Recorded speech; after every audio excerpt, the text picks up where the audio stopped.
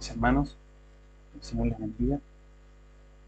Es un gozo poder una vez más estar compartiendo un devocional de la palabra del Señor con ustedes.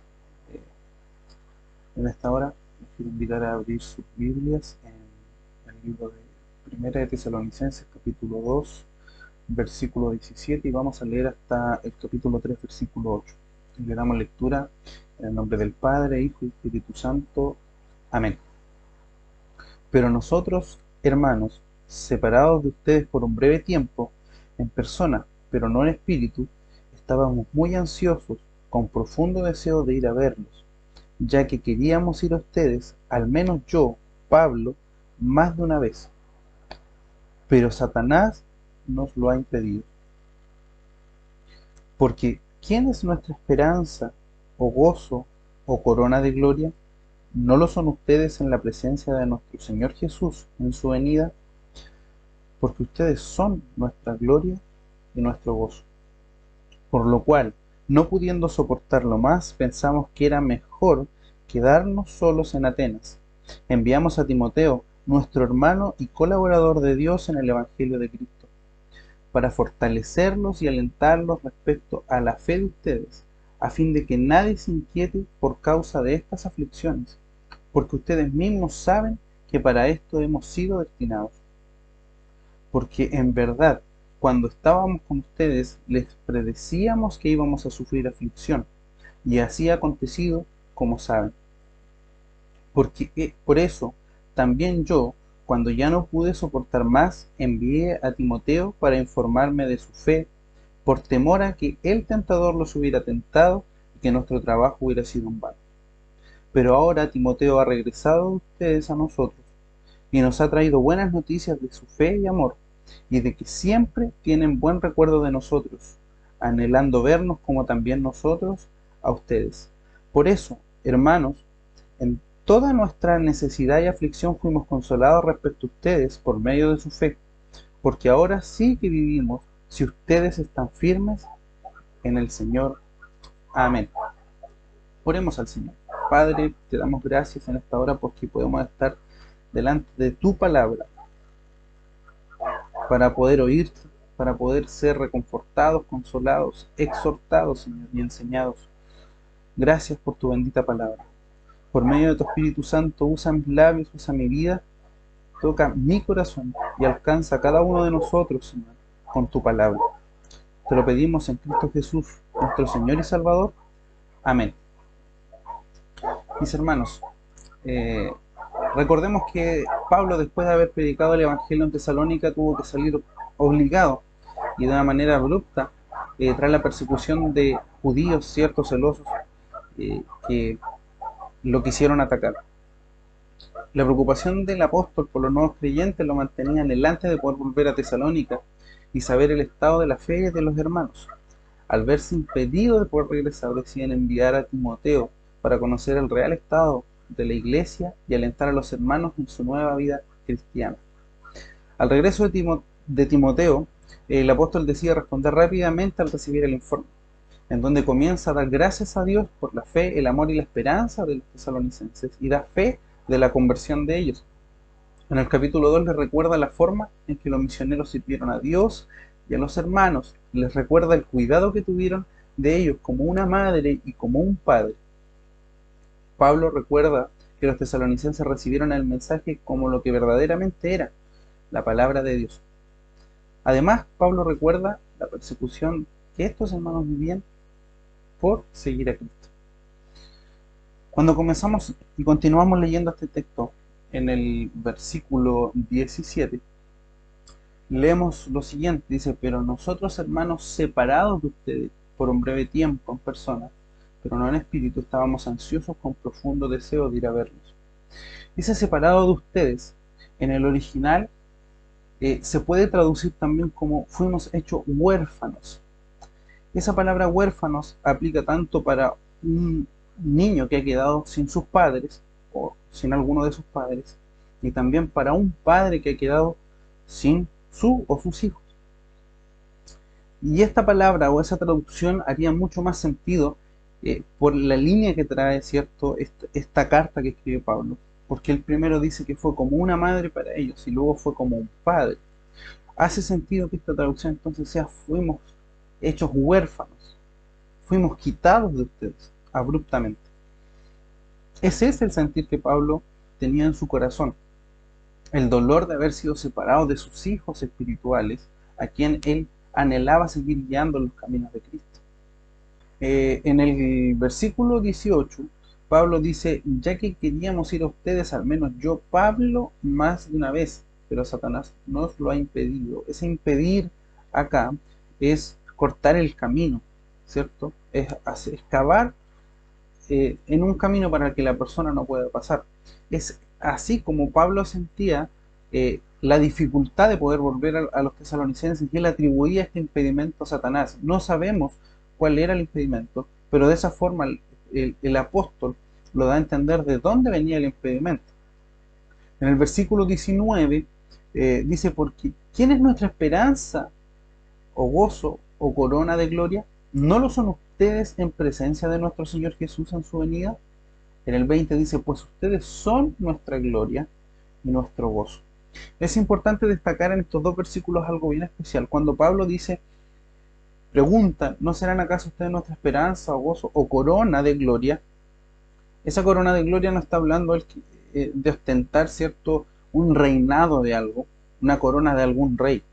Él está hablando de un tipo de corona, se traduce estéfanos, que era la corona de laurel, que se le daba a aquellos competidores en los tiempos de Pablo, a aquellos deportistas que triunfaban eh, después de su deporte. Ese honor sentía Pablo, esa corona de haber corrido bien la carrera, no ostentando, cierto, un trono o una corona de algún rey. Él siempre reconocía el señorío de Cristo como rey de la iglesia. Es importante tener a consideración ese concepto para no malinterpretarlo y no tener falsos conceptos, ¿cierto?, en la venida. Él sabía que a la venida de Cristo su gozo, su gloria, como dice en el versículo 20, iba a ser el haber cumplido la misión de Cristo de predicar el Evangelio fielmente a, a quienes se habían convertido.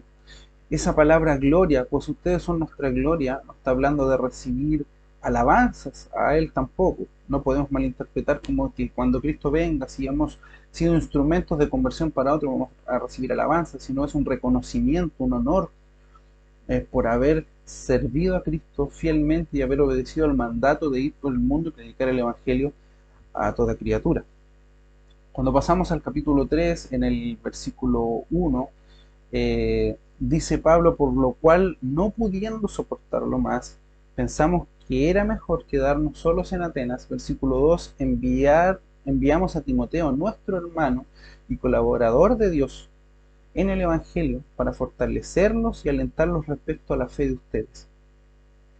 Es importante ver acá, hermanos míos, que lamentablemente algunas versiones que se basan en manuscritos posteriores no usan la palabra colaborador, sino que ponen siervo de Dios.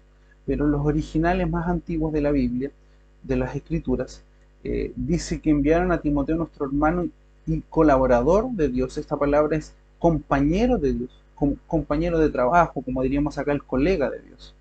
Quizás algunos escribas, por temor a esta frase un poco desafiante, es decir, yo soy compañero de Dios, soy colega de Dios, lo tradujeron como servidor, cambiaron esa palabrita ahí, pero la palabra correcta es colaborador. Y esto es importante destacarlo para quienes sirven en el ministerio, en aquellos que han sido honrados en algún cargo, cuando son llamados a cuidar ovejas, a pastorear ovejas, se transforman en un colaborador de Dios, en un compañero del Señor.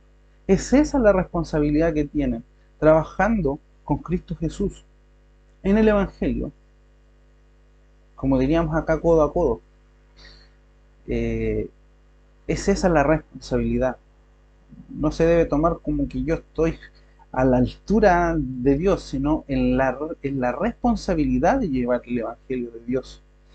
Y esa responsabilidad de ser un colaborador de Dios para quienes están en el servicio del ministerio, para aquellos que están a cargo de dirigir la iglesia, han sido honrados en eso, tiene una misión específica. Dice en ese versículo que era para fortalecer y alentar a los tesalonicenses respecto a su fe. Es importante destacar esto. Ese es el trabajo de quienes son llamados al ministerio.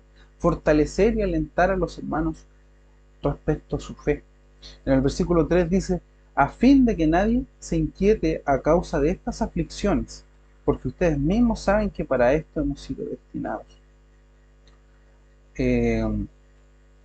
El fin, ¿cierto?, de alentar y fortalecer a los hermanos en la fe, era de que ellos pudieran soportar las aflicciones. Y las aflicciones de ese momento para los tesalonicenses eran sociales, eran familiares y eran religiosas.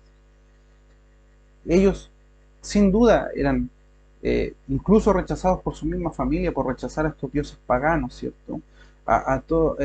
Cuando Pablo en el capítulo más atrás habla de que se convirtieron de los falsos dioses. Sin duda, la sociedad los marginó, la familia los dejó de lado, las religiones paganas los atacaron por haber servido a nuestro Salvador Jesucristo. Eran esas las aflicciones, el quedarse sin familia, el quedarse sin contacto, el quedarse aislados, el no ser reconocidos por una sociedad, porque habían conocido a su Salvador. Pero en el versículo 4 Pablo les recuerda algo. Dice, pero la verdad, cuando estábamos con ustedes, les predecíamos que íbamos a sufrir aflicción. Él estaba consciente y se los advirtió que el cristiano sufre aflicciones. Yo los quiero invitar a leer Salmos 34, 19, que dice lo siguiente: muchas son las aflicciones del justo, pero de todas ellas los librará el Señor. También los quiero invitar a Romanos, un pasaje conocido, Romanos 8, del 35 al 39, que dice lo siguiente: ¿quién nos separará del amor de Cristo? ¿Tribulación o angustia, o persecución, o hambre, o desnudez, o peligro, o espada? Tal como está escrito, por causa tuya somos puestos a muerte todo el día, somos considerados como ovejas para el matadero. Pero en todas estas cosas somos más que vencedores por medio de aquel que nos amó, porque estoy convencido de que ni la muerte, ni la vida, ni los ángeles, ni los principados, ni lo presente, ni lo porvenir, ni los poderes, ni lo alto, ni lo profundo, ni ninguna otra cosa creada podrá separar del amor de Dios que es en Cristo Jesús, Señor nuestro. Pablo sabía que había sufrimiento, pero también sabía que nada nos iba a separar del amor de Dios.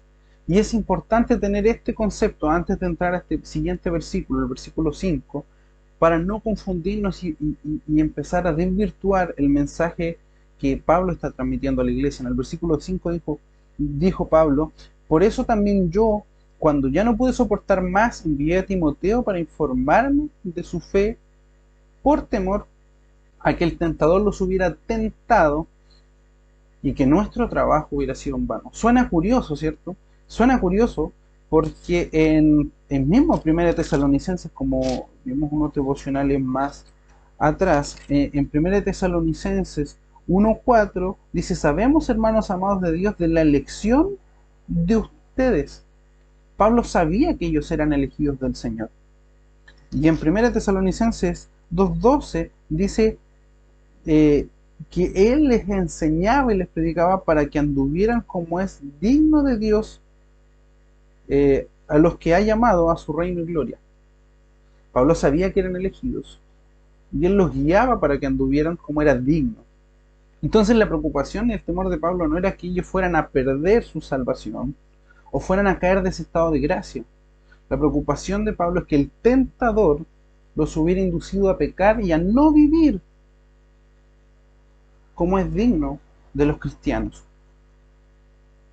Y eso hubiera sido una vergüenza, ¿cierto? Y hubiera sido en vano toda esa predicación de inducirlos a vivir dignamente, porque hubieran sido una vergüenza para el Evangelio, aún siendo hijos de Dios. Pero cuando Timoteo regresa, le da a entender a Pablo de las buenas noticias, Señor, cierto, perdón, de que ellos estaban firmes en la fe y el amor, como dice el versículo 6. Por eso, en el versículo 7 dice: hermanos, en toda nuestra necesidad de aflicción fuimos consolados por medio de la fe, porque ellos habían continuado aún en medio de la aflicción el servicio a Cristo. Y en el versículo 8 dice: porque ahora si vivimos es porque ustedes están firmes en el Señor. Parafraseando un poco el versículo. Él daba a entender que sentían vida y estaban gozosos al saber que ellos habían permanecido firmes en la fe. Queridos hermanos, para ir concluyendo, es importante destacar de este pasaje lo siguiente: aún en un mundo caído, Dios en su señorío ha decidido hacer un pacto con su pueblo por medio de Cristo, en quienes nosotros somos más que vencedores. Él prometió la persona del Espíritu Santo para guiarnos a través del caminar cristiano. Debemos responder y obedecer a ese pacto en fe y en amor a nuestro Señor y Salvador Jesucristo. Debemos predicar y alcanzar a otros en el mensaje del Evangelio, aún en medio del sufrimiento y la persecución.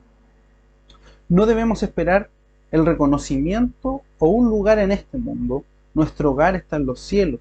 Debemos servir con compromiso y gozo aún en medio de todas estas aflicciones y tribulaciones, esperando anhelantes la venida de nuestro Salvador.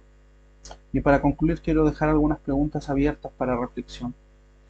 Habiendo sido apartados por algún tiempo producto de esta pandemia, ¿está nuestra fe anhelante de la comunión de los santos y el compromiso con la iglesia local? En la venida de Cristo, ¿quiénes serán nuestra corona y gozo? ¿Estamos predicando el Evangelio de tal forma que podamos ser honrados por Cristo, diciendo: has sido un siervo fiel predicando el Evangelio? Aún en medio de los ataques sociales y morales que la iglesia vive en nuestra sociedad, ¿hemos continuado sirviendo a Cristo en fe y amor? ¿Hemos sido motivo de consolación y gozo para quienes nos dirigen en la iglesia? Aquellos que han sido honrados con dirigir y guiar al pueblo de Dios, ¿han fortalecido y alentado a la iglesia respecto a la fe, con compromiso y una preparación constante como es digno de ese llamado? Hermanos queridos, recordemos pues que Satanás podrá atacarnos y tentarnos, pero nada nos apartará del amor de Cristo Jesús. Gracia y paz para con todos nosotros.